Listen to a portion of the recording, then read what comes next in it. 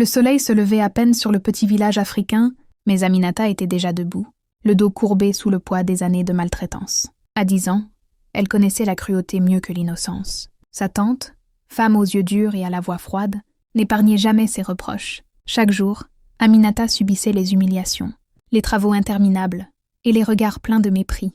Pourtant, au fond d'elle, une étincelle refusait de s'éteindre.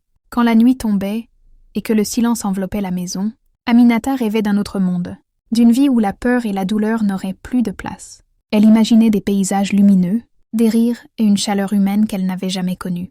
Les années passèrent, et malgré les cicatrices visibles et invisibles, Aminata grandit avec cette force silencieuse. Adolescente, elle trouva le courage de quitter la maison de sa tante. La ville, avec son chaos et son bruit incessant, semblait terrifiante et pourtant pleine de promesses. Elle se plongea dans ses études, déterminée à ne plus jamais dépendre de la cruauté des autres. C'est là que Malik fit irruption dans sa vie. Jeune homme au succès éclatant, il avait ce charisme tranquille. Et ce sourire, capable de faire fondre les cœurs les plus endurcis. Quand leurs regards se croisèrent, Aminata sentit quelque chose qu'elle n'avait jamais ressenti. L'espoir. Malik, touché par sa douceur et sa résilience, se mit à la courtiser avec une attention et une délicatesse qu'elle croyait impossible. Mais le bonheur n'arrive jamais sans épreuve. Le passé d'Aminata la rattrapa sous la forme de sa tante, venue avec ses rancunes et ses manipulations. Les affaires et la réussite de Malik furent aussi secouées par des défis imprévus. Chaque obstacle testait leur amour, leur patience et leur confiance mutuelle.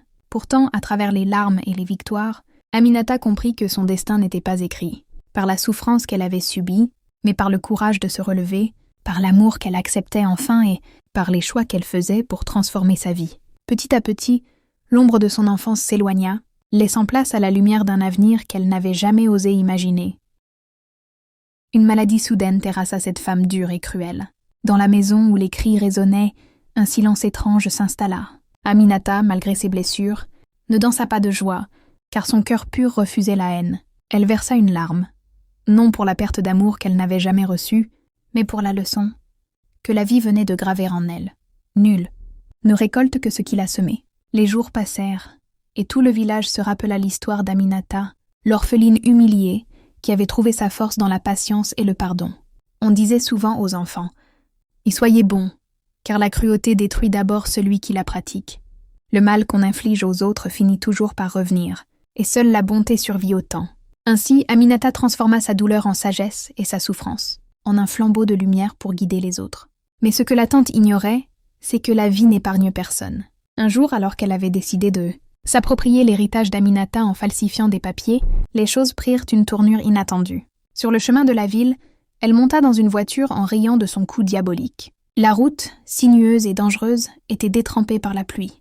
À chaque virage, le destin resserrait son piège. Elle recevait des appels de complices, trop occupés à savourer sa victoire pour prêter attention à la route. Soudain, un camion arriva en sens inverse. Le chauffeur freina brutalement, mais la tante, perdue dans son orgueil, perdit le contrôle. La voiture fit plusieurs tonneaux avant de s'écraser contre un arbre.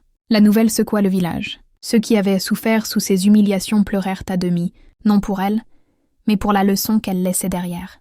Aminata, malgré toute la douleur vécue, dit simplement « La cruauté finit toujours par se retourner contre celui qui la porte. On ne peut bâtir sa vie sur la souffrance des autres sans que le destin ne réclame un prix. La méchanceté n'offre qu'une victoire éphémère. Ce que l'on sème dans le cœur des autres revient tôt ou tard sur notre propre chemin.